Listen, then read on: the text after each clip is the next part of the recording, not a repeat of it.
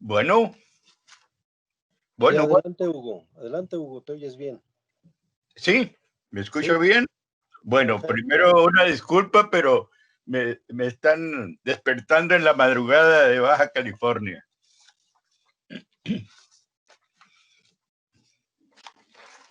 Muy buenos días a todos.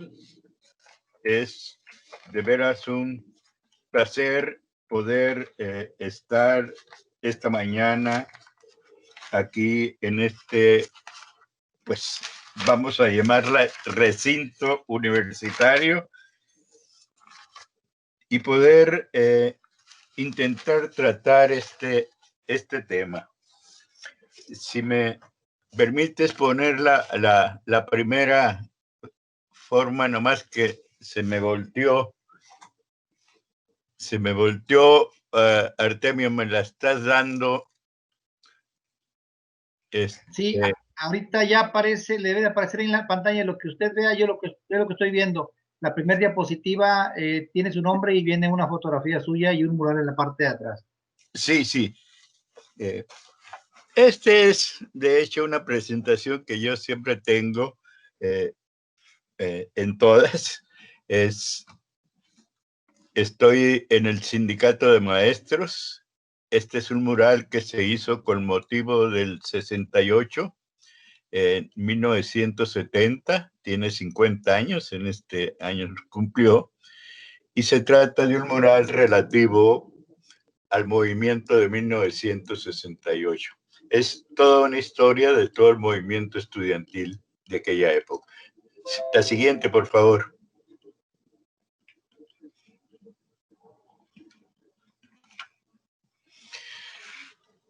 Miren ustedes, hace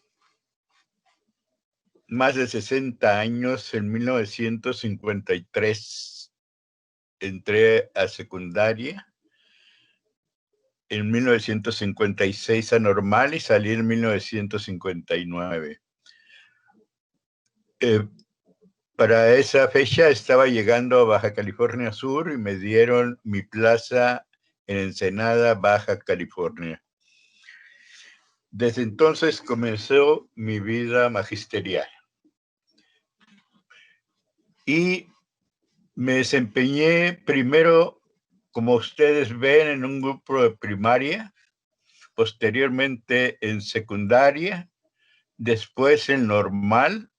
Estuve un gran tiempo en la normal, con excepción de 10 años que estuve fuera con comisión sindical, y me reincorporé en 1966 nuevamente a la academia, a la normal, y me jubilé en 1979. 89, perdón. Parece que no lo hice tan mal. Y solamente les voy a presentar dos galardones que son los que siempre me acompañan. Los saqué del cuadro para presentárselos, porque de lo que voy a hablar es de una experiencia. Y esta experiencia, de alguna manera, esta primera parte está recogida en esto que les voy a presentar. La siguiente. Bien. El primero es un reconocimiento que se me hace en razón de que el grupo, el anterior que le presenté, obtuvo el primer lugar en todas las escuelas de la zona de Ensenada, que es el municipio hasta hace muy pocos meses, el municipio más grande de Baja California y uno de los 4 más grandes del país. Eso sucedió en 1965, o sea, a los 5 años que yo había empezado a laborar. Y digo que no me fue tan mal tampoco, porque en 1989, cuando me jubilé y les comuniqué a los alumnos de normal que sería la última clase, me invitaron a que al siguiente día les diera la última plática como un recuerdo. Y sí fui para despedirme, pero entonces me sorprendieron entregándome este diploma hecho a mano, y creo que es el mayor reconocimiento que puede recibir un profesor de sus alumnos. Que después de tantos años le digan que tienen un aprecio grande por la educación que recibieron y sobre todo por la que uno pudo transmitir en algún momento. Adelante, César. Adelante, por favor, con el siguiente cuadro.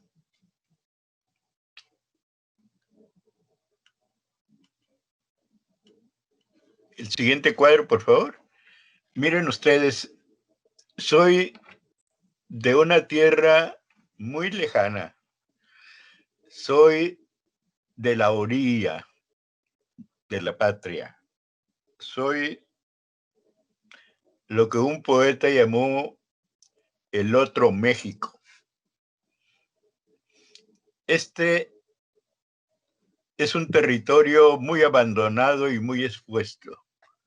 Sin embargo, ya miraremos más adelante la importancia estratégica que tiene en muchos aspectos. Baja California es una península que está en el occidente y norte del país, noroeste, y pues custodia toda esa zona por el Pacífico. Regularmente se conoce muy poco de ella. Y de aquí somos. De aquí, como les dije, el otro México, al parecer las cosas se pueden ver diferentes. Uno, porque estamos a distancia y nos permite ver mejor el bosque y también los árboles. Adelante, por favor, con el siguiente. Miren ustedes, soy profesor solamente, no tengo el título de doctor, equivocadamente se me hizo, y quiero aclarar eso porque soy solamente un profesor. Ya lo dije desde un principio, y soy de una vieja escuela que se formó inicialmente como escuela rural en un pueblo tropical que se llama Todos Santos, y después siguió a una zona que es un oasis en el desierto que se llama San Ignacio, todavía como normal rural. Pero después, varios años después de 1932, en que se formó la escuela rural, o sea, surgió en el momento culminante de lo que fue el sistema más creativo que tiene la educación en México, la escuela rural mexicana. Y esta escuela benemérita ya es la Escuela Normal de La Paz. ¿Por qué está aquí en La Paz? Porque un hombre, siguiente cuadro, por favor. Por favor, César. Un hombre que anduvo por allá en Tamaulipas en 1913 arengando a los campesinos. Este que ven ustedes aquí lo quise poner como un saludo a todos los tamaulipecos.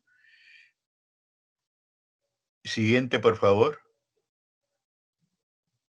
Siguiente, por favor. Y que estuvo ese personaje que estuvo como testigo muy cercano, además de haber sido orador, de Lucio Blanco. Aquí están en la hacienda de los Borregos, entregando el primer título de posesión agrario, el acto más importante de un movimiento revolucionario como el nuestro, que demandaba como aspecto principal la entrega de la tierra. El siguiente, por favor. Ese hombre después lo vamos a mirar y aquí lo ven ustedes al frente en uno de los congresos más importantes que ha tenido la vida institucional de México, el Congreso Constituyente de 1917 en Querétaro. Aquí está este personaje singular. Y sigue, por favor. Por favor. Este personaje se llama Francisco J. Múgica. Y fue Francisco J. Múgica que un 5 de febrero de 1944 trasladó a La Paz esta normal, que primero era rural, y por sus gestiones la convirtieron en normal urbana. De esa institución soy. O sea, soy del viejo cuño. ¿Y por qué soy del viejo cuño? Adelante, por favor. Adelante, por favor. Le voy a explicar. Voy a empezar. Pero para empezar, quiero seguir un método.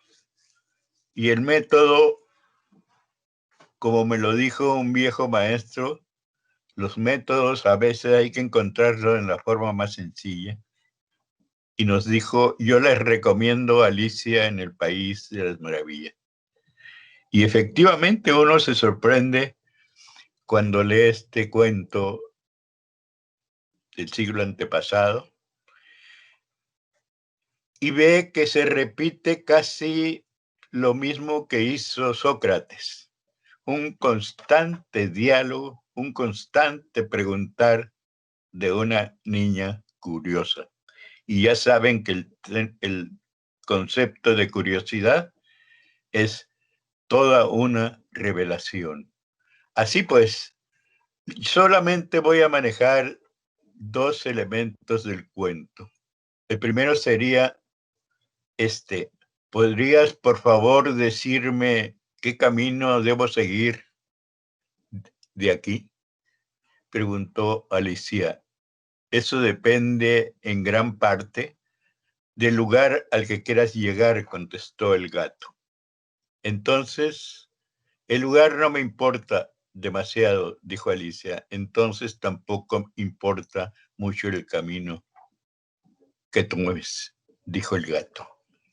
Creo que este es una lección de lo que se debe hacer cuando se propone algo uno. Y esto es lo que me propongo y lo pienso hacer, como dice también Alicia en el País de las Maravillas. El siguiente cuadro. El siguiente cuadro. Cuando lo están sentenciando, el rey le dice al que va a leer la sentencia, empiece por el principio, ordenó seriamente el rey, y continúa hasta llegar al fin. Entonces, deténgase. La siguiente, por favor.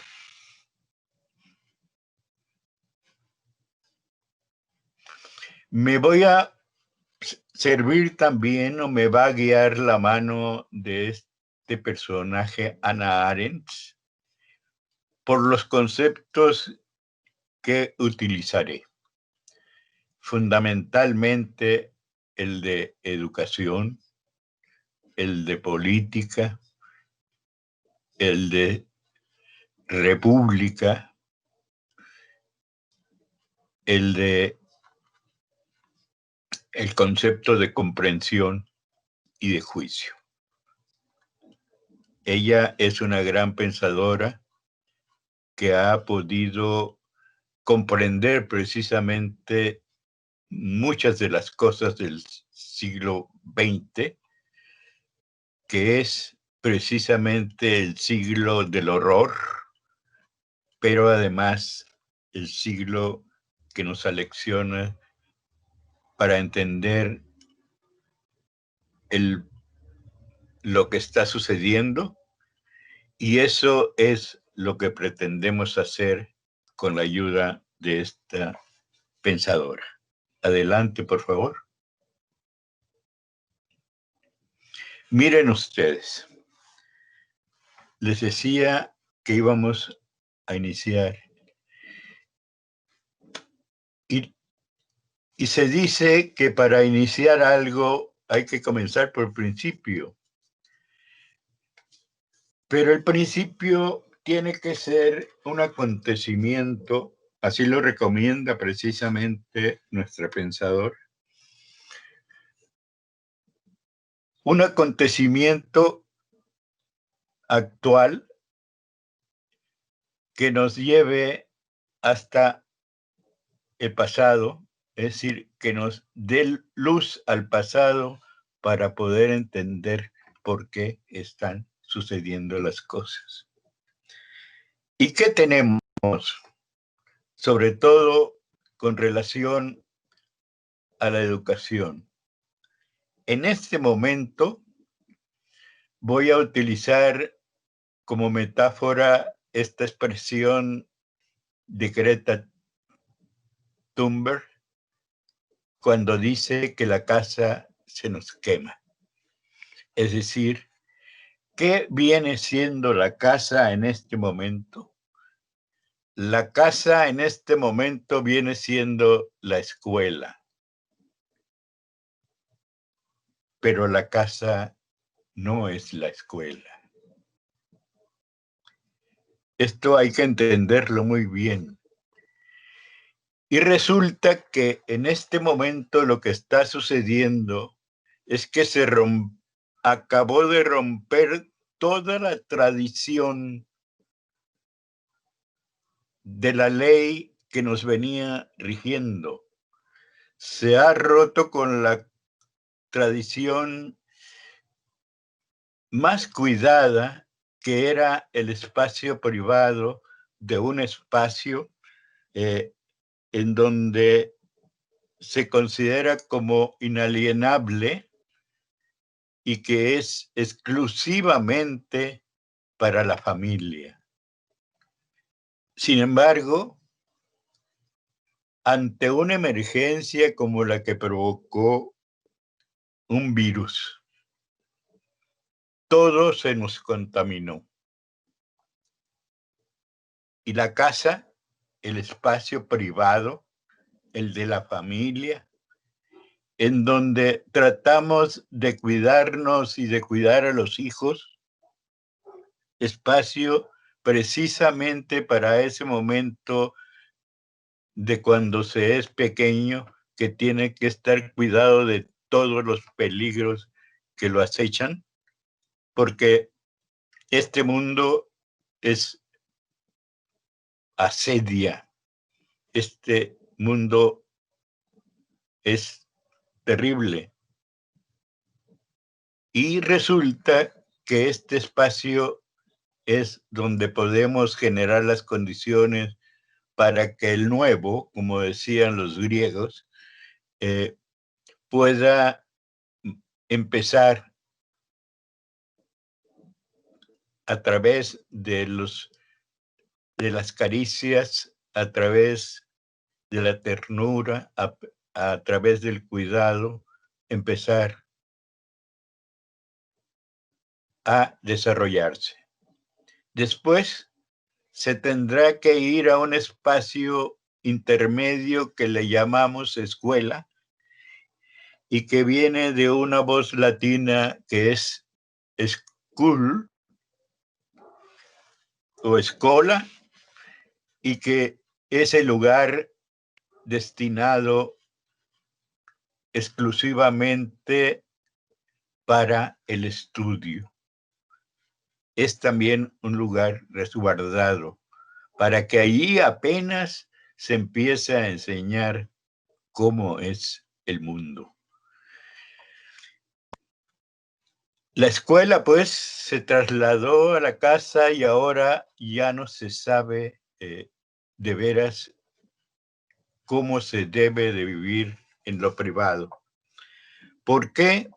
Porque en esta nueva institución que un personero de los canales de la televisión sepa cómo le hizo, pero vendió bien su proyecto, están pagando cantidades que no se han dicho, solamente que es muy barato, por todo el esquema que se está haciendo a través de la televisión. Pero primero fue como emergencia el que ya la casa era la escuela, internet. Pero ¿qué está sucediendo en esta casa? Está sucediendo que se ha roto, además de toda la familiaridad, la intimidad, lo privado, se está haciendo que el maestro cumpla desde ahí todas las funciones. Y a veces se le cargan las tareas de tal manera, porque cuando uno examina esto, se da cuenta de que desde la casa se está atendiendo a un grupo de alumnos a través de 3 aparatos: el internet, el teléfono y la televisión. Todo eso son aparatos, equipos que son familiares.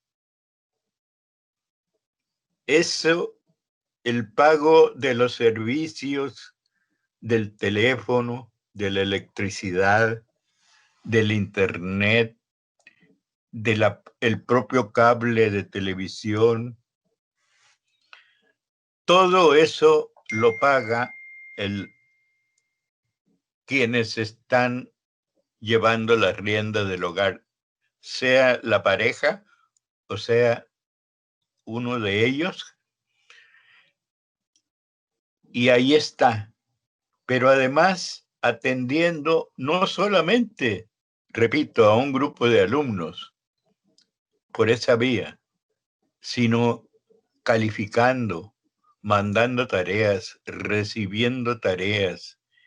Y además de eso, tener que atender un segundo grupo, que es el de los padres de familia, que como facilitadores de la educación no están preparados para poder, eso sí, poder soportar a sus hijos. No lo saben hacer. Por eso desde hace mucho tiempo han tenido a la escuela más que como el lugar, no lo han entendido, para llevar a sus hijos mientras ellos o trabajan o se quitan de la responsabilidad de ellos. Ahora, en este caso, ellos tienen que ser facilitadores, pero como no están preparados para eso, es una desesperación que está generando en los hogares grandes problemas entre padres e hijos o entre padres, madres e hijos. Y esto no es cualquier cosa. El mismo niño está teniendo problemas serios. Solamente los que saben de psicología educativa, los que saben paidología, pueden entender todo lo que puede estar aconteciendo en la vida de un niño con todo este esquema. Por eso la casa se quema. La casa se está incendiando con todo este esquema de hacer que a su vez sea la escuela. pero además con todos estos ingredientes. Una agresión a los maestros de México. Y tiene un elemento más. Esto no está regulado. Por eso les decía al principio que se rompió la tradición de la ley. Aquí no se contabilizan las horas. Aquí no se tiene idea de qué día pueden estar hablando los padres o las autoridades. Los maestros trabajan sábado y domingo como si fuera cualquier día de la semana. Y ahí están, llevados a este esquema, y el silencio de tantos nos hace, si no lo decimos, cómplices de todo este atropello que se está haciendo a maestros, a los niños y a los padres de familia.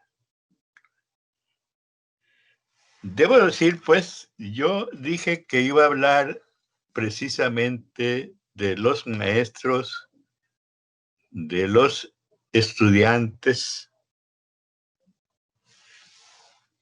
y que como los personajes principales de un sistema educativo. Y por supuesto de la escuela. Aquí estamos comenzando con esta escuela. Entonces nos preguntamos, adelante por favor, César, si es tan amable.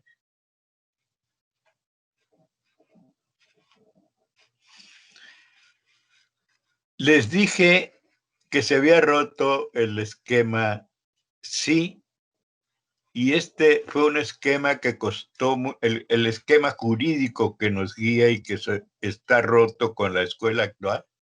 Cuando Carranza presentó su proyecto de constitución, aquí los tenemos. Adelante, por favor. ¿Por qué? Porque en ellos están establecidos los derechos del pueblo mexicano. Pero al parecer muchos derechos, y ya estoy señalando el primero, se ha roto, se ha llevado a la destrucción o en proceso de destrucción. Estos derechos del pueblo mexicano, que para poder darle ese carácter y establecerlos en la Constitución, y que fue toda una novedad, porque las constituciones regularmente tenían cómo funcionar una ciudad, pero no tenían contemplados los derechos sociales. Y fue una de las novedades de la Constitución de 1917, haber integrado derechos sociales al ámbito constitucional. Adelante, por favor. Adelante. Bien. Mire, todo esto que está sucediendo allá por los años del 61, a muchos nos llevó a tener que protestar. ¿Por qué? Y aquí vuelvo otra vez a la misma pregunta que hacía con relación a la escuela destruida, sin uso, abandonada, y el hogar convertido en escuela, el hogar privado convertido en escuela. Bien. Resulta que para entender este fenómeno, podríamos pensar que los culpables es el régimen actual. Pues ellos son los depositarios de toda la historia que hemos venido forjando todo el pueblo mexicano. desde el poder, por supuesto.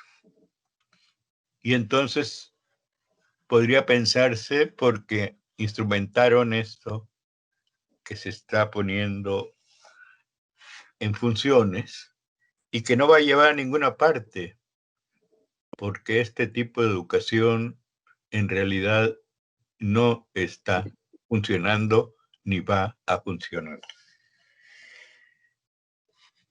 Les decía que podría echarse la responsabilidad o la culpa a este gobierno, posiblemente al anterior, que fue tan agresivo con el sistema educativo y en especial contra los maestros, que por supuesto una gran parte de ellos no se quedaron callados y levantaron sus banderas de protesta. Tampoco eso era nuevo. Venía de mucho tiempo atrás. Se podría pensar que fueron los nefastos gobiernos del PAN, pero tampoco son ellos. No lo es tampoco ni el régimen que provocó la gran deuda, la cual quién sabe qué generación pueda liquidar en el tiempo de Cedillo. Tampoco los responsables, o la culpa se la podemos dejar al régimen más significativo con respecto a la ruptura que se venía haciendo de la vida constitucional y sobre todo del el Estado mexicano, que había sido un Estado preocupado por el bienestar y que había incluso desarrollado toda una política de desarrollo de empresas estatales y que en ese gobierno fueron malbaratadas y regaladas precisamente a quienes están dirigiendo la educación actualmente.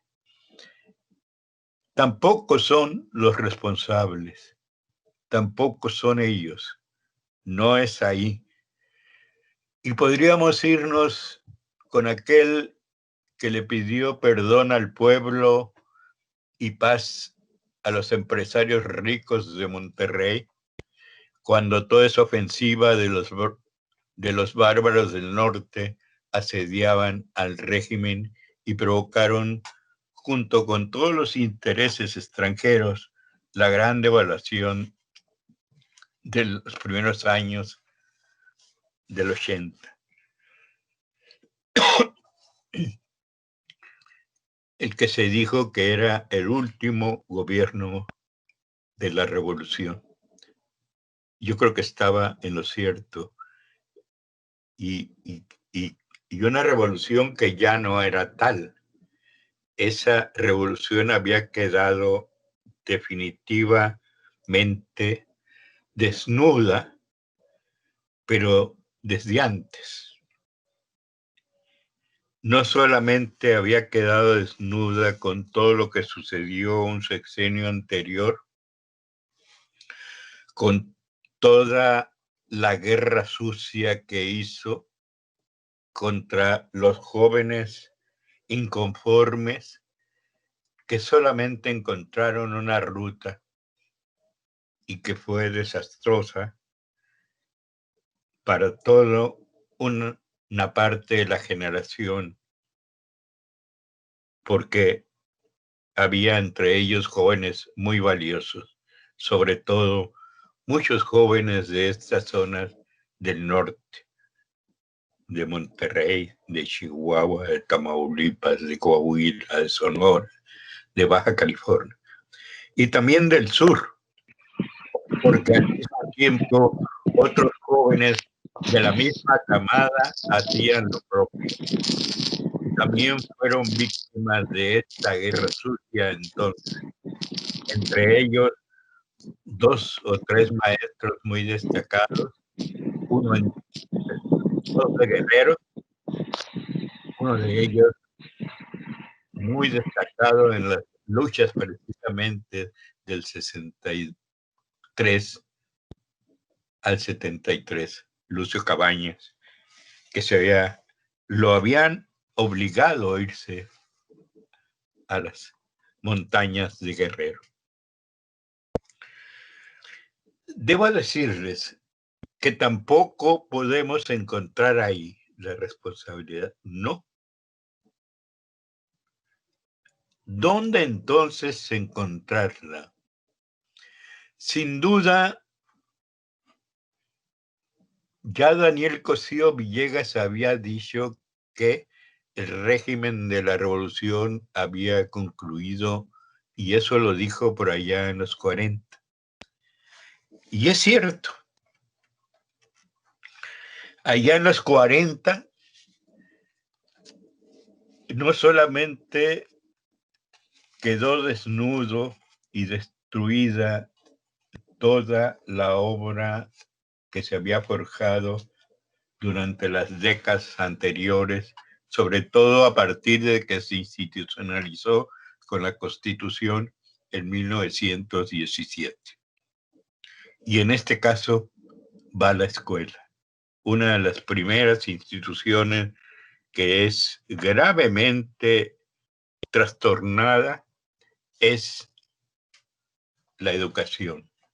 Y comenzó precisamente con todo un esquema aparentemente muy atractivo por el nombre que se le dio, que era la Escuela del Amor, pero en realidad llevaba otros fines. En ese tiempo, muchas de las cosas que estaban sucediendo en el país estaban fomentadas y organizadas desde una agrupación que se les llamó la Falange y la otra la Quinta Columna. Eran agencias que venían desde Europa con todo un esquema que respondía a lo que estaba sucediendo allá y que ya había ya se había extendido por todo el mundo. La Segunda Guerra Mundial, y quienes habían desatado esta Segunda Guerra Mundial, los países de Alemania, Italia y España, no solamente y Japón, por supuesto, no solamente habían desatado la guerra destructora y más horrible que ha vivido la humanidad. Y ahí está la razón de todo lo que está sucediendo. Porque con esta guerra y estos regímenes novedosos, sí, pero por todo lo que hicieron, por toda la destrucción.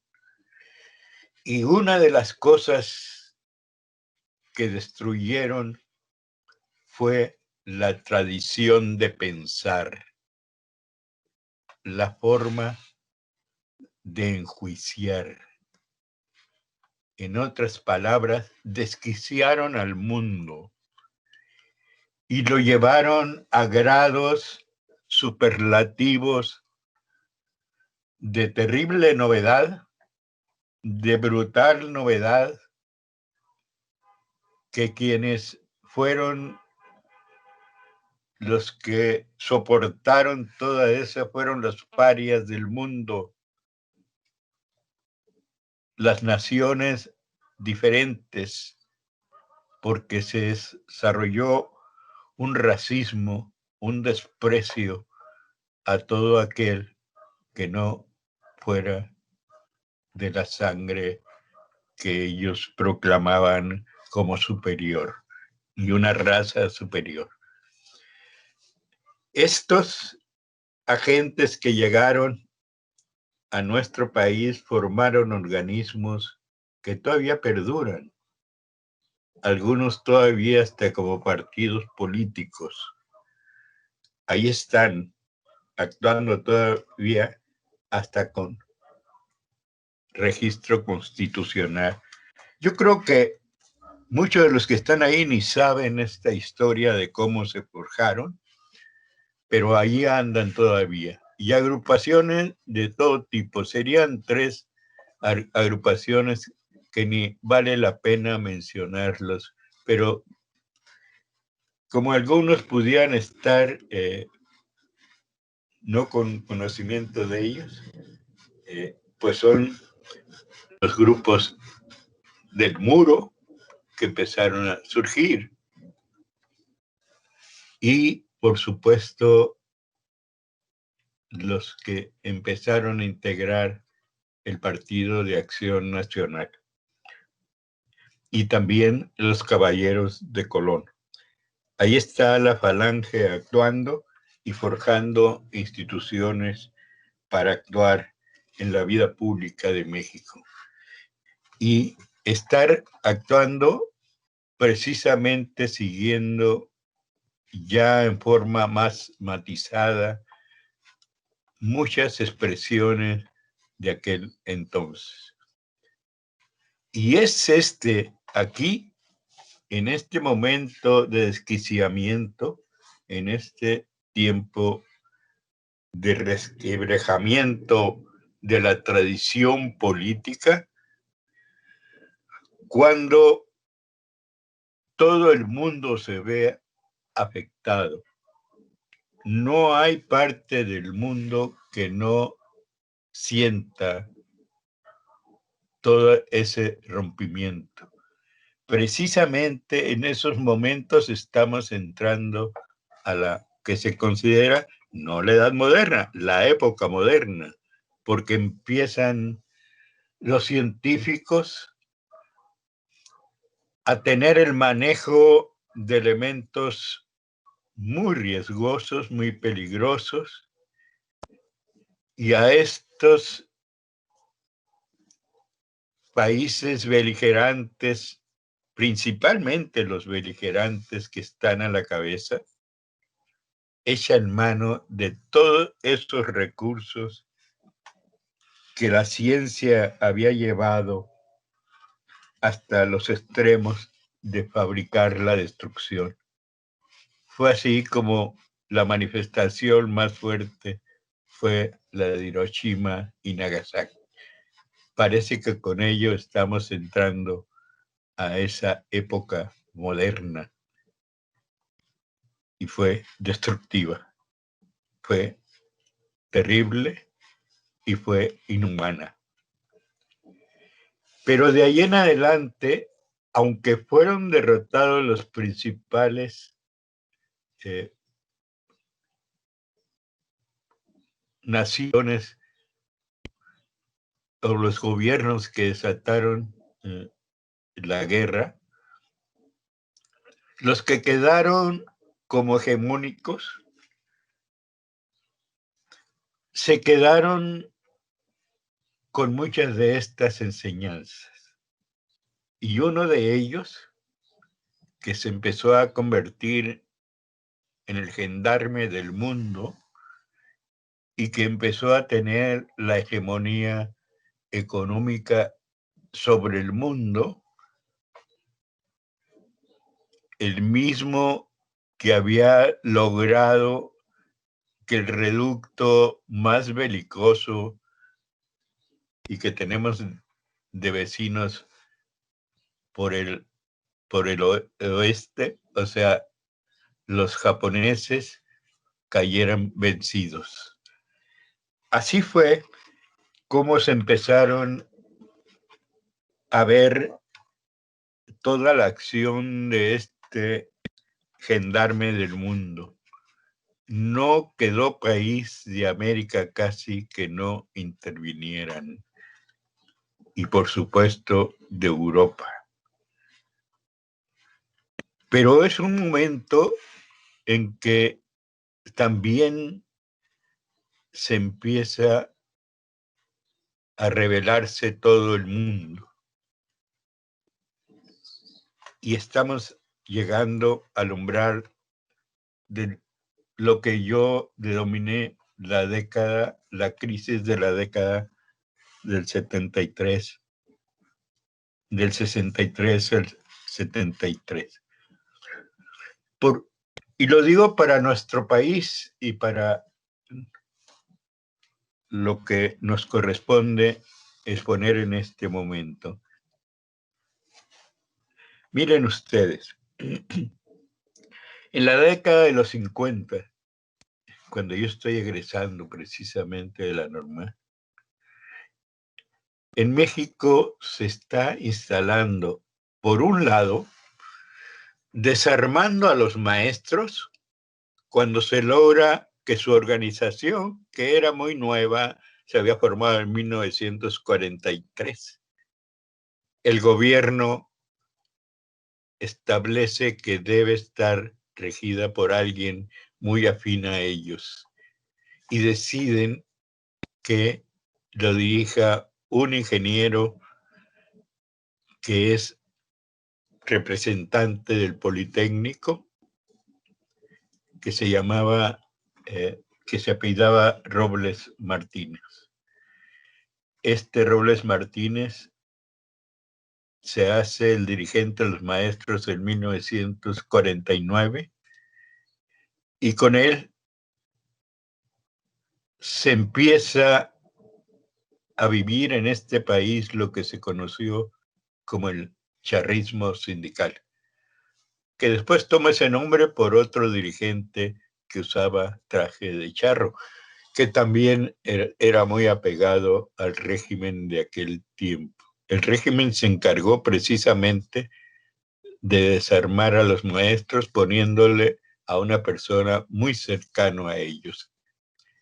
Y tan fue así que 6 años después, en 1956, los maestros se quedaron callados, cuando en ese año del 56 se cometió el acto inicial con que se inicia el desmantelamiento de toda la educación, la cereza del pastel de la escuela que se había forjado en los años 30 y sobre todo en el sexenio, del primer sexenio, por supuesto, del 34 al 40, era una escuela técnica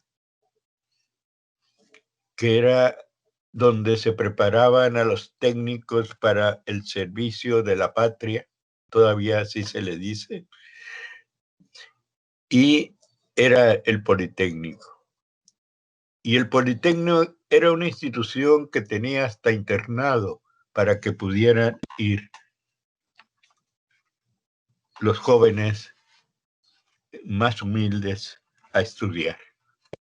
Pero en 1956 no les gustó lo que estaban haciendo los estudiantes, protestando precisamente por una ley, el 5º punto de la ley Truman, y bastó eso para que el régimen cometiera la primera felonía contra los jóvenes, enviarles el ejército y destruir la protesta estudiantil.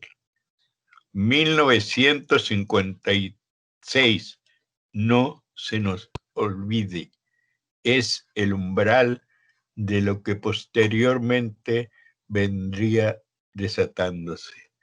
Pero hablaba yo de los maestros.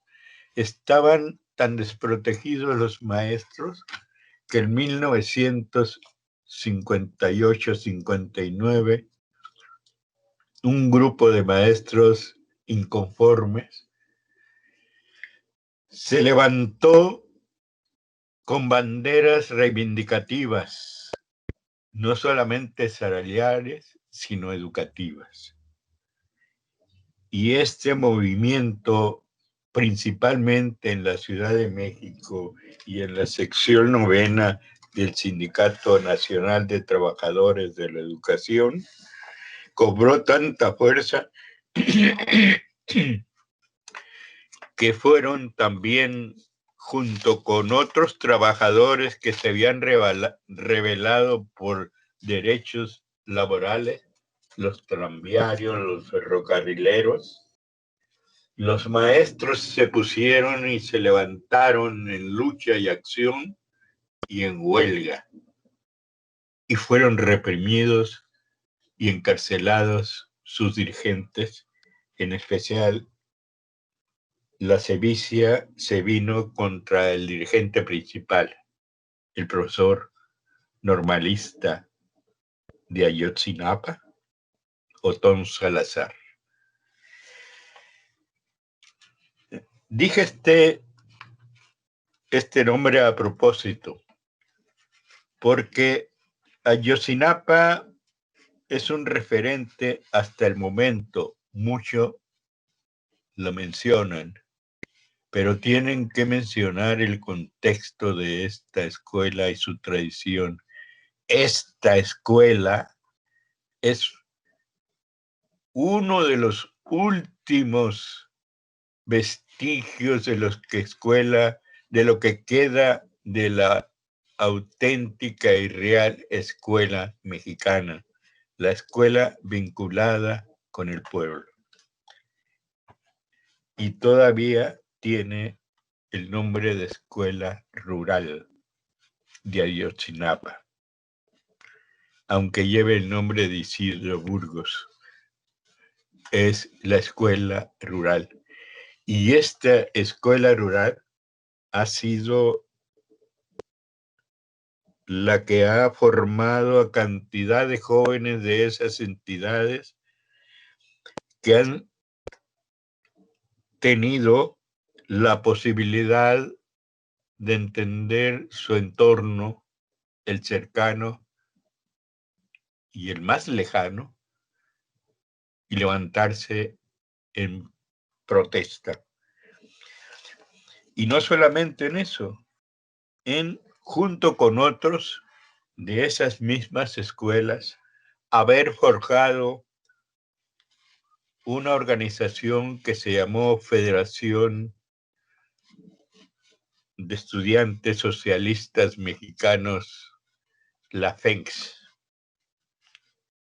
Y esa institución, para esos años de finales de los 60, todavía tenía una gran fuerza y la empezaron a demostrar en las acciones.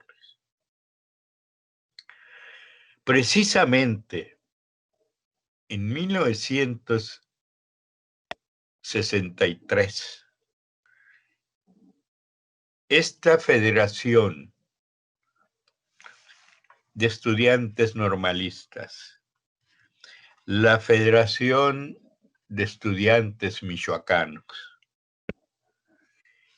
la Federación de Estudiantes de Puebla, la Federación de Estudiantes de Sinaloa y la de Baja California, entre otras dos más, decidieron que los jóvenes tenían que tomar el espacio público para rescatar esa escuela que ellos percibían se estaba yendo. ¿Cuál escuela? La escuela popular, la escuela del pueblo, la escuela democrática, la que señalaba todavía la Constitución.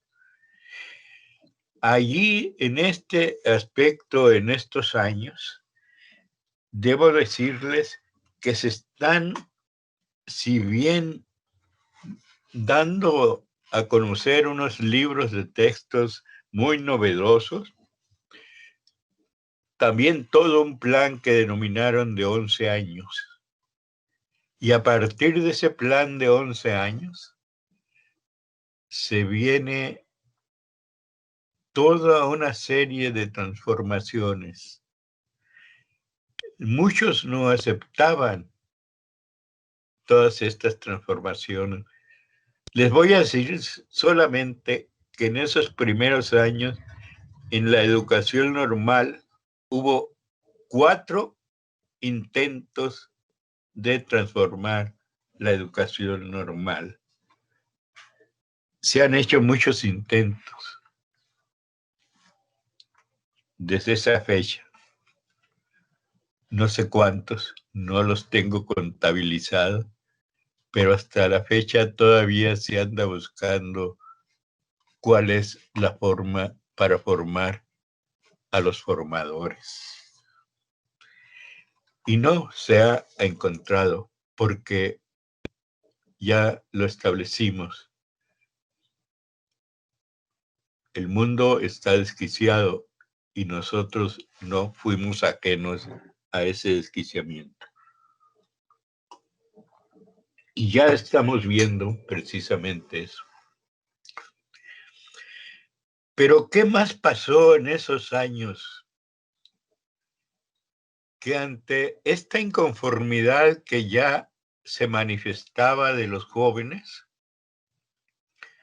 encontramos que desatan una campaña no solamente de desprestigiar, sino de ir eliminando toda esta educación rural, sobre todo la formadora de maestros, las normales rurales.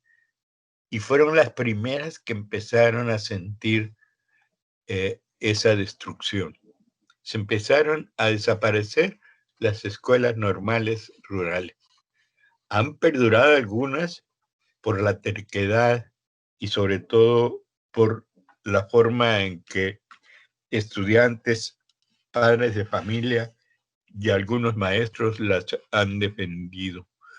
Pero son contadas, se pueden contar con los dedos de la mano. El sistema era amplio, era abarcador. Creo que hasta en Tamaulipas estaba una escuela de ese tipo. Pero eran famosas todas estas escuelas. La de Tamaulipas, la de San Marcos, las del Quinto en Sonora, en fin, todas estas escuelas normales, rurales del norte, eran famosas. Pues algunas de ellas fueron desaparecidas por todas estas políticas que entonces se empezaron a desatar. Y esta agresión contra los jóvenes estudiantes fue mayor cuando este grupo de jóvenes se reunieron en Michoacán en 1963 y dieron a conocer una declaración que se llamó la Declaración de Morelia. Y con ella reivindicaban precisamente la necesidad de rescatar la educación. Así lo dice los primeros puntos de la Declaración de Morelia. Llevaba como prioridad la educación. Quien tenga interés puede revisar la Declaración de Morelia de 1963. ¿Por qué Morelia? ¿Por qué tan significativa? Porque en ese entonces el Morelia, sobre todo en la universidad, habían podido, en razón de toda la tradición de las luchas universitarias, sobre todo latinoamericanas, y del famoso grito de Córdoba,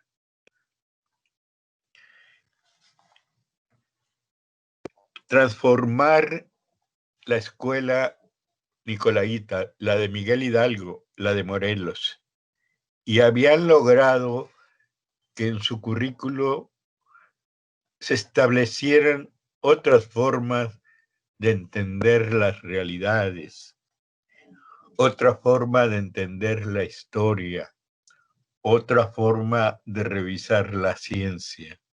Claro, había un personaje de la calidad de Lide Gortari, que fue capaz, junto con otros maestros, de poder establecer todo un sistema educativo de hondo contenido, de conocimientos científico, cultural, y que ayudaba precisamente a los jóvenes a entender su realidad.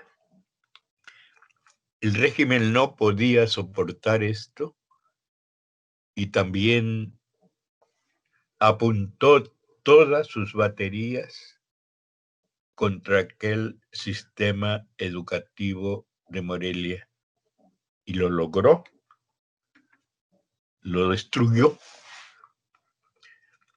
Como fue destruyendo todo aquello que demostraba una forma de ver.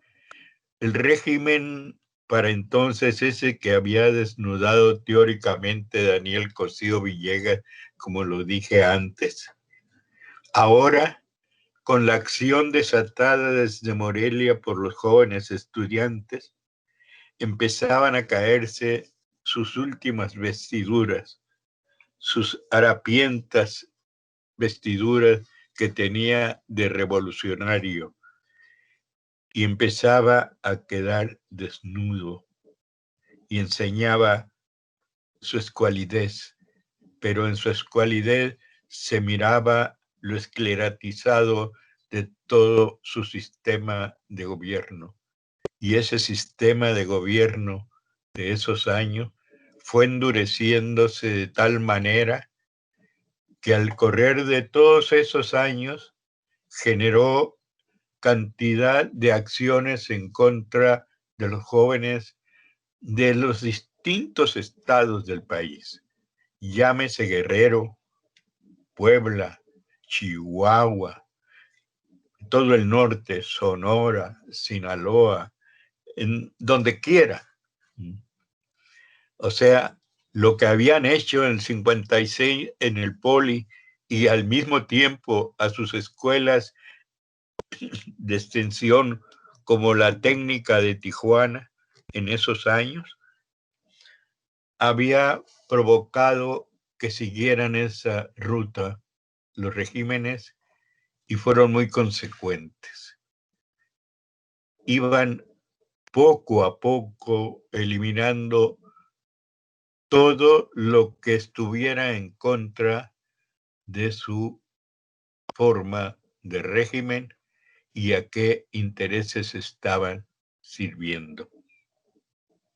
El de una oligarquía cada vez con más presencia y más poder, y sobre todo una presencia desde el exterior que se imponía a través de los esquemas económicos que se abrieron para ellos.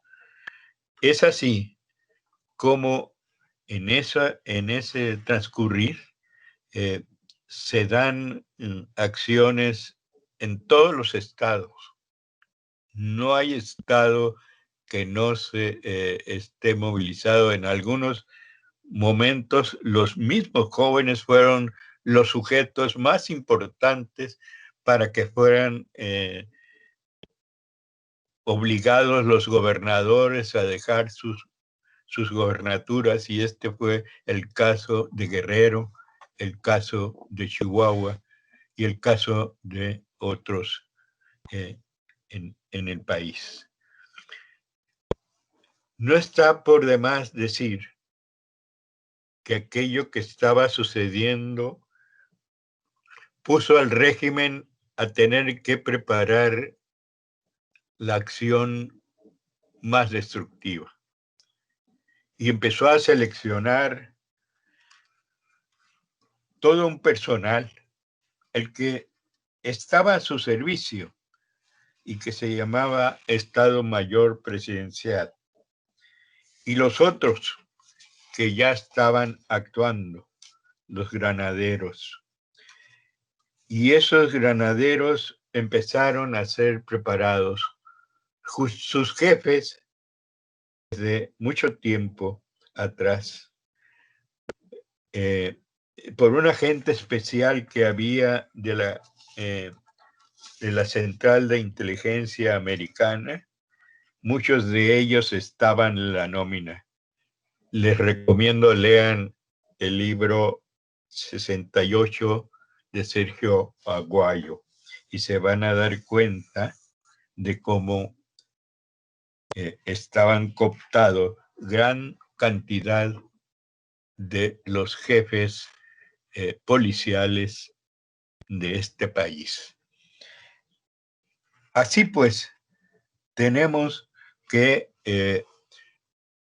en poco tiempo estas fuerzas desarrollaron tanta capacidad que llegó el momento en que tenían que actuar según ellos, y como lo dijo ese presidente de entonces, habían sido tolerantes hasta excesos criticables. Así fue el discurso. Y actuaron. La primera actuación la hicieron, porque además de las represiones que se habían dado, habían encarcelado a los principales dirigentes. En Puebla había un muchacho Cabrera muy distinguido en la cárcel. Lo mismo había otros en Chihuahua.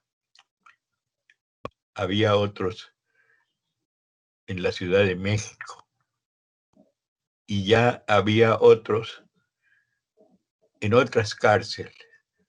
Una de las más destacables era el preso que desde 1966 estaba en Morelia. Y este joven preso dirigía a su vez la Central Nacional de Estudiantes Democráticos, que organizaba hasta el momento a todos los estudiantes del país. Y era reconocido como uno de los más valerosos dirigentes. Así lo expresaban las resoluciones de esa federación. Precisamente en 1967 lo nombran presidente de esa organización. Y desde la cárcel formula junto con el resto del comité hacer una marcha. Una marcha que le llaman de la Ruta por la Libertad. Y la Ruta de la Libertad era comenzar desde Dolores hasta Morelia. Eso lo iban a hacer, o lo hicieron, en febrero de 1968. Del 4 de febrero, del 3-4 de febrero, para culminar el 5 en Morelia, Michoacán. No se logró. A la mitad del camino, en el campo de Santiago, fueron detenidas por las tropas los jóvenes que venían de todo el país a protestar precisamente para buscar que la educación fuera una educación de otro tipo y para reivindicar los derechos democráticos y también la liberación de los jóvenes estudiantes presos en las distintas cárceles, especialmente los que estaban en Morelia. Este momento, precisamente después de todas estas acciones que se vienen teniendo y las acciones de destrucción que viene haciendo el régimen en el campo educativo, genera una gran inconformidad. Y desde entonces, desde esa ocasión, de principios del 8, se piensa que es necesario desagraviar el momento que se cometió.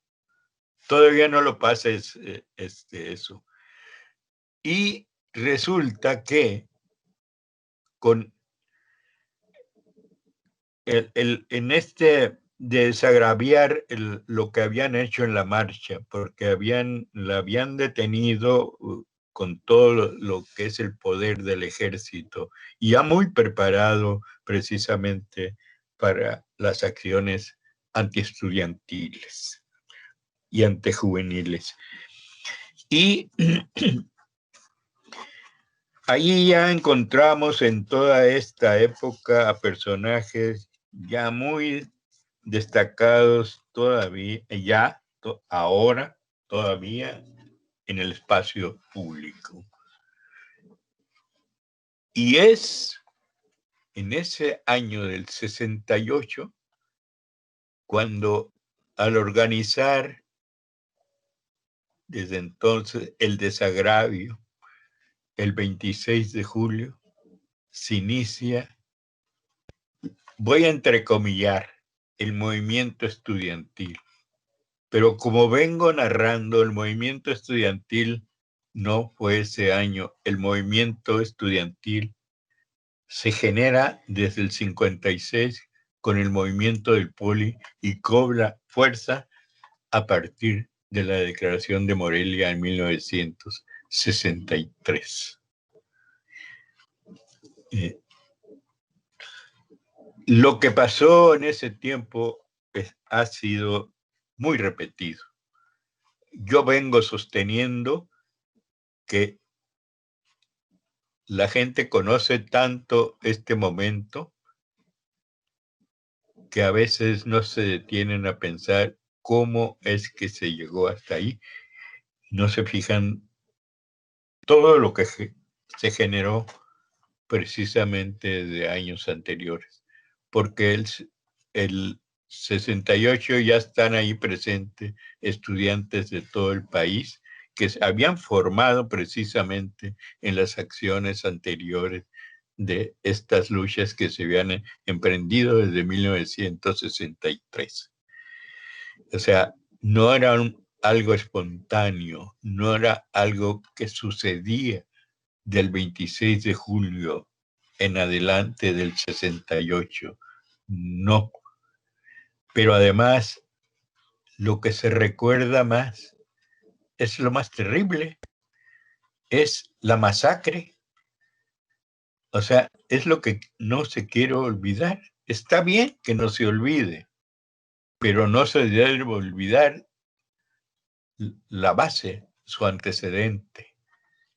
Y este que estoy hablando es el antecedente aleccionador, porque en él vamos a ver qué se está destruyendo, qué se está combatiendo, y en realidad se está destruyendo en el fondo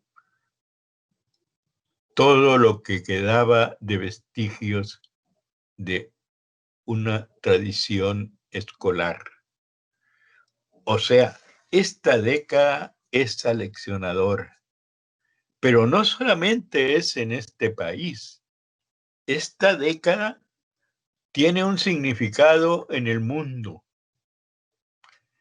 un significado que todavía no le hemos arrancado todo lo que tiene. Voy a señalar 2, 3 aspectos. Las guerras anticolonialistas. La primera, o las guerras imperialistas, si se le quiere llamar así, la de Argelia, la de Egipto,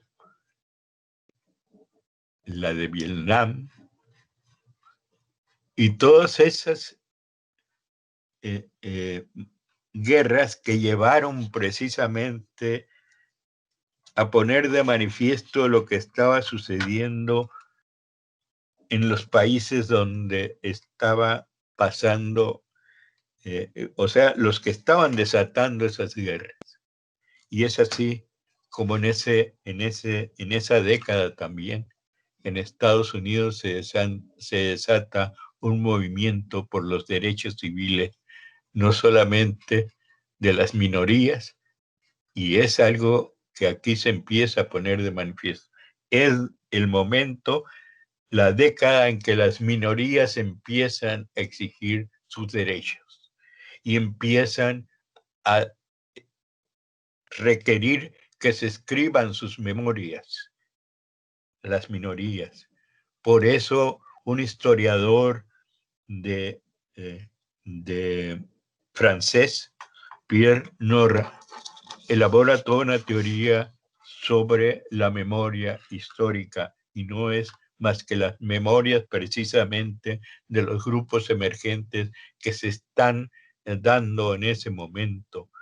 Y ahí están, entre ellos, estas minorías como las de Estados Unidos, o algo que ya se estaba poniendo de manifiesto en Europa y que había sacado a la luz los movimientos que también, antes que el nuestro, se estaban dando en Europa, sobre todo en uno de los países de la gran tradición revolucionaria en términos, pues solamente de nombre, ¿no?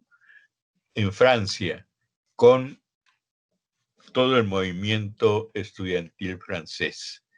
Y no se quedaban lejos los jóvenes berlineses, y tampoco los hindúes, ni los japoneses, ni los latinoamericanos.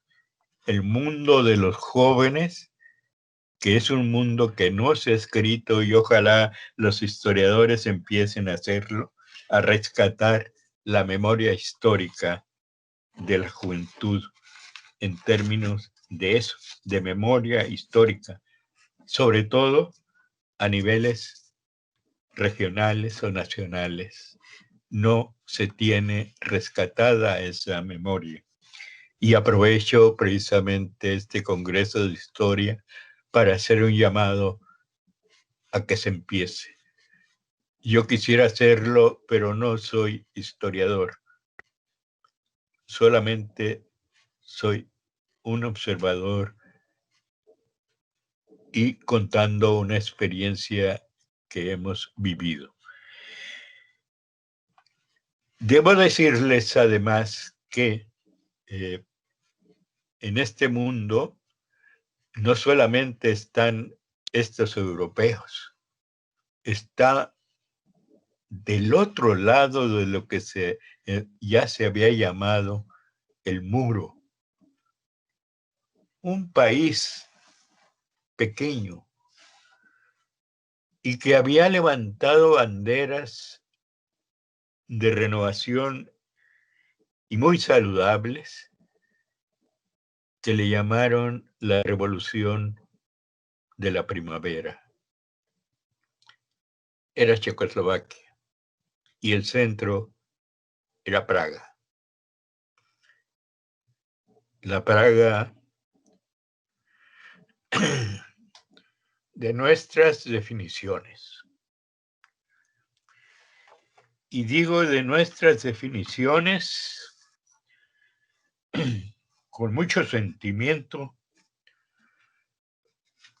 porque un combatiente como lo fuimos muchos, me apunto, estaba en Praga la noche del 19 y 20 de agosto, cuando un ejército de un pacto conocido como el Pacto de Varsovia invadía Praga, destrozaba todo y echaba abajo la primavera de Praga. Vi cuando estaban entrando los tanques por las calles de Praga. Y los vi porque en ese momento de las 11, 12 de la noche nos estaban sacando de la ciudad y nos fueron y depositaron en Francia, donde nos sacaron a todos los que estábamos ahí. ¿Por qué estábamos ahí? Porque éramos un grupo de jóvenes que veníamos del Festival Mundial de la Juventud que se había celebrado en Sofía. Esta fue la lección de todo lo que acontecía en ese mundo que le habían llamado el socialismo real. Y no es para menos el que signifique todo el momento de tener que revisar muchas cosas. Y así lo hicimos. Y empezamos a buscar qué sucedía. La decepción fue mayúscula. No la necesidad de seguir en el combate, lo seguimos haciendo precisamente desde el plano estudiantil, pero ya no estando en ningún destacamento como hasta entonces lo habíamos hecho, porque desde el 61 habíamos militado en la Juventud Comunista de México. Desde ese momento yo me deslindé y le puse lejanía a todo eso. Había descubierto que aquello no era real, que era otra cosa. ¿Por qué? Porque había visto a los jóvenes de Praga cuando llegaron al festival con todo el entusiasmo de querer rescatar valores muy importantes de la tradición, sobre todo la libertad. Con esto quiero decirles que eso que está sucediendo en el mundo, en México lo estamos viviendo, un gran movimiento de los jóvenes reivindicando derechos, además de derechos democráticos, los derechos a tener una educación de otro tipo. Y ahí, pues, en esta década tan significativa, porque ahí fue cuando se escribieron las cosas más interesantes, las que escribió Hannah Arendt, por ejemplo, ¿no? O la Erich Fromm, de este historiador que les digo, Pierre Nora, y tantas otras cosas que se formularon entonces. No está por demás decir que uno de las producciones más importantes del pueblo mexicano fue lo que produjo el premio Nobel, que fue Osgata. Y precisamente Octavio Paz escribe en uno de los poemas con que prácticamente renunciaba hace muchos años, casi un día como este, en que comenzaron ustedes el Congreso el 6 de octubre, renunciaba a su embajada el único intelectual que hace ese acto en 1968. Pero además pedía, y lo hicieron, que no se hiciera a la reunión cultural los poetas, y logró que muchos de ellos no lo hicieran, pero además dio a conocer un poema que se llamó La limpidez. Y La limpidez tiene un verso que dice: la vergüenza es ira que se acumula. Y cuando un pueblo, una nación, se llena de vergüenza, es como un león que se agazapa para hacer la revolución. Así decía el verso que se escribió originalmente en 1943 por Carlos Marx, pero que Octavio Paz lo tradujo a la limpidez con solo una variante en la expresión: la ira es vergüenza y se convierte en león listo para saltar. En fin, creo que es una forma metafórica, como yo he venido usando algunas metáforas para esta charla con ustedes. En esta década, pues, como hipótesis, yo sostengo que están las respuestas de lo que está aconteciendo, porque fueron cuando el régimen totalmente se desnudó o quedó al desnudo, y los desnudaron todas estas acciones. Y se intentó revestir, y lo hicieron de distintas formas.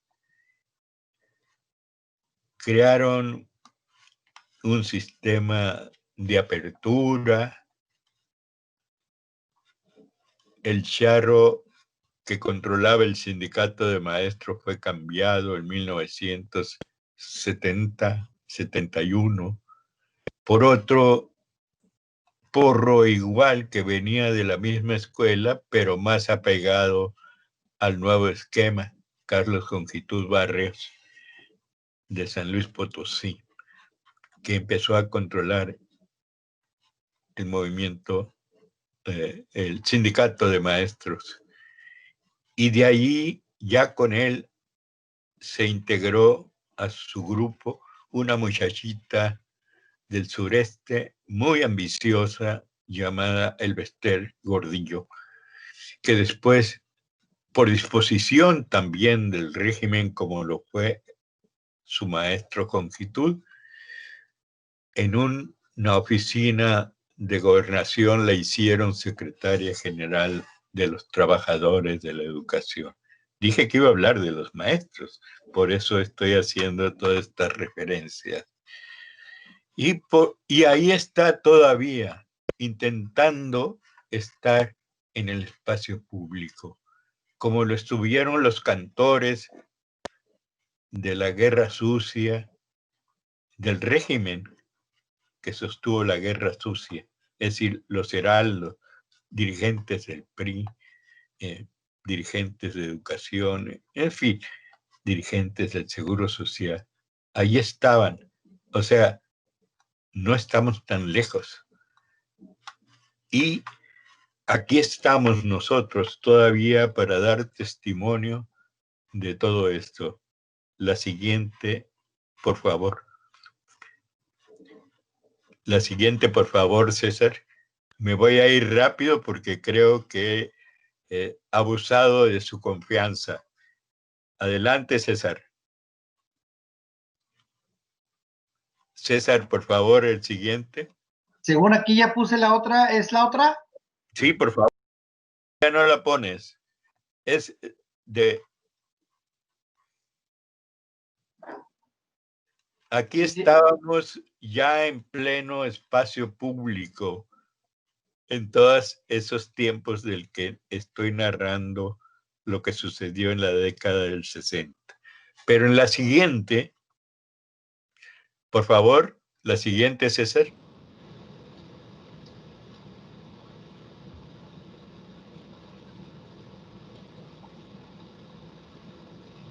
Fíjate, no se ve, Arcadio, no se ve cambio de la 9.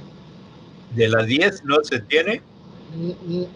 Digo, no, ahí va, ya. Bueno. Ya salió. Pero hay una imagen antes, que es una antes, por favor, antes. Esa. El mismo que está en la calle protestando. En 1981 estábamos en Donceles, ese lugar, ese espacio público de tanta historia, aquí estamos. Voy a señalarlo con el mouse.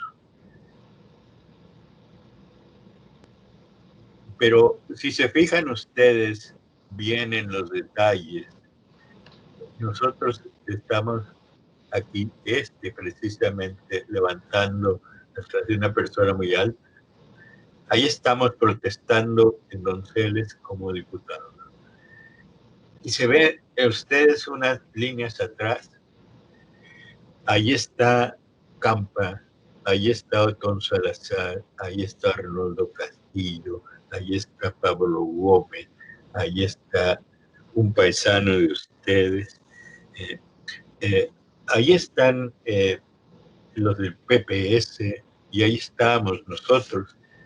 Y también compañeros, ahora quién sabe cómo andarán y qué estarán haciendo, pero ahí están, ahí estamos.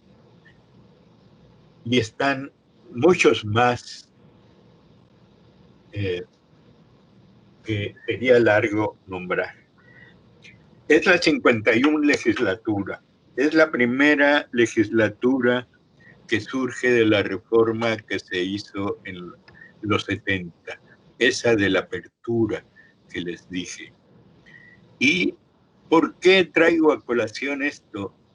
Precisamente porque hablamos de que el constituyente había establecido una institucionalidad, pero en el 70 se había presentado, además de la guerra sucia y por todo eso, que se había desatado después del 71, y toda la masacre que también se hizo entonces, un movimiento sindical muy significativo porque se daba precisamente en los niveles universitarios y eran las reivindicaciones de los derechos laborales de los trabajadores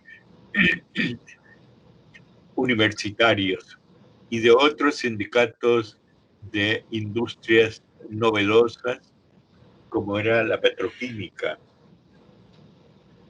Y ahí encontramos en estos momentos estos movimientos insurgentes del sindicalismo que van enarbolando las banderas junto con sus derechos sindicales de recobrar las universidades para que funcionen de otra manera. Por eso también la guerra sucia, porque no era permitido eso. Nosotros lo habíamos vivido porque entre el 76 y el 77, 78, habíamos establecido aquí en esta ciudad de donde estoy participando un cogobierno en la escuela preparatoria de la universidad. Y fue combatida en la forma que no se imaginan ustedes. Igual que como fue combatido cualquier intento de cambio en las estructuras verticales que tenía la educación. Debo decirles que entonces, con todas estas experiencias, pudimos,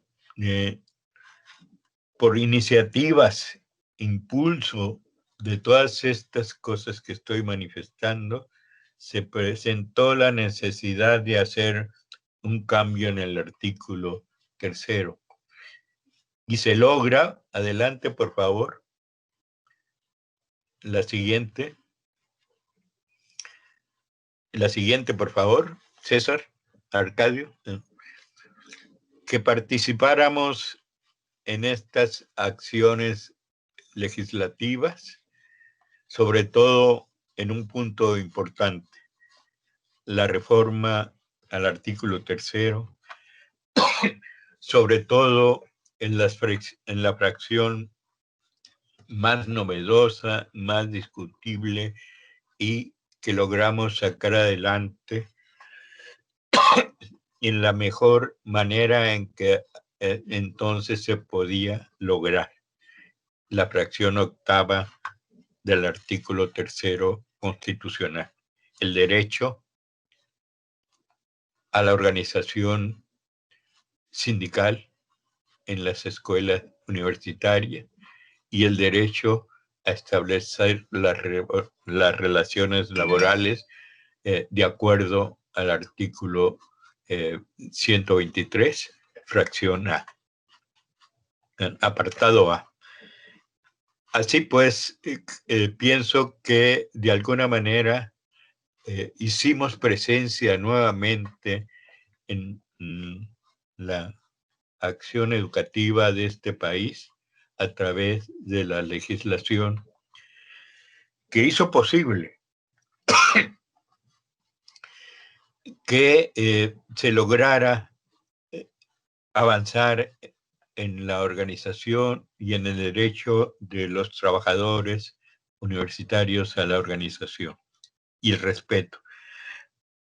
Hasta dónde se ha llegado, yo dejé de participar en esas acciones, pero me parece que pues también han sido subsumidas muchas de estas cosas por el régimen y no se quedan atrás para señalar que están en el mismo problema que los maestros de primaria. Sus casas son la escuela. Y esto es muy grave. Y vamos a continuar. Vamos a continuar con la siguiente. La Constitución todavía en 1997 al artículo 3 no se le había tocado. Lo pongo como un referente. Adelante. Adelante, por favor.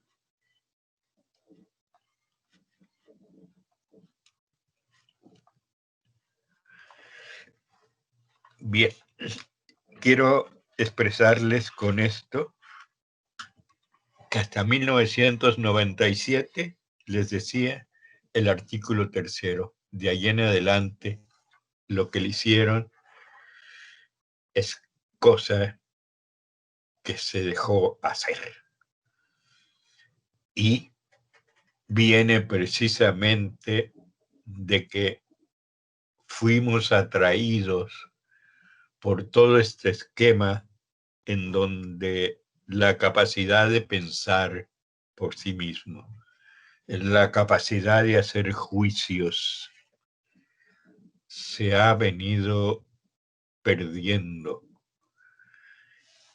Y ahí estamos, por eso nos suceden todas estas cosas. Y por eso no encontramos respuestas a todos los asuntos que el mundo y la realidad nos está presentando. Ahora, una pandemia nos hace ver que algo se nos está escapando y es el mundo, es todo eso que hemos venido construyendo, porque se están derrumbando todos los esquemas. ¿Qué va a suceder? Todavía no concluye porque no se encuentra la forma de combatir a la pandemia, pero las consecuencias que tiene es una severa crisis que abarca todo. Es una crisis sistémica. Y como dice los pensadores muy actuales, como Byung-Chul Han o como Zizek, algo tendrá que hacer la humanidad para transformar todo esto. Los maestros de estos niveles como el que están ustedes tienen, y todos tenemos mucho que hacer. Ojalá que esta experiencia que estoy narrando contribuya en algo para ayudar, como dice nuestra pensadora, a poner el tiempo en hora. Repito, muchas gracias. Gracias, Arcadio. Gracias, César. Sí, Hugo, a nombre del comité organizador, la verdad que un sentido agradecimiento por tu participación. Nos haces pensar muchas cosas y te agradecemos por ello y porque nos mueves también del lugar cómodo, del no pensar y del no hacer. Nos quedan 8 minutos, entonces tal vez haya oportunidad para un par de preguntas. Y antes preguntarle a Arcadio si no tiene por ahí anotaciones en el chat que pudiéramos, que nos pudiera compartir. Muy bien, buenos días, César. Nuevamente, van en el sentido de comentarios. Felicitan al doctor, al maestro por su exposición de parte de Eleazar Caballero. Menciona a José Roldán. Maestro ponente, considero que los inicios de estas revueltas sociales tienen sus inicios en 1847. Se confirma, le pone entre paréntesis, la estocada asestada el 13 de agosto de 1923 con Bucareli. La Praga de 1968 coincide con los movimientos de la Ciudad de México. Justo es invalidada por los bolcheviques. Si alguien por ahí quiere levantar la mano para hacer alguna pregunta, es momento.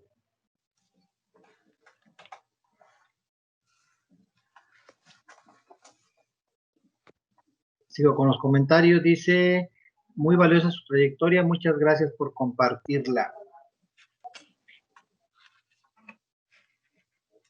Dice el maestro Armando Conde.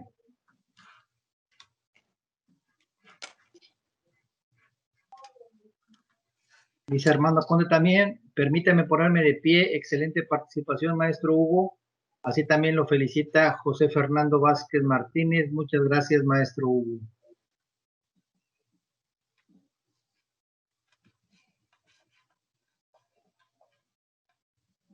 Al parecer no veo ninguna manita levantada. Si alguien por ahí la tiene levantada o quiere participar, es momento nomás de que abra el micrófono.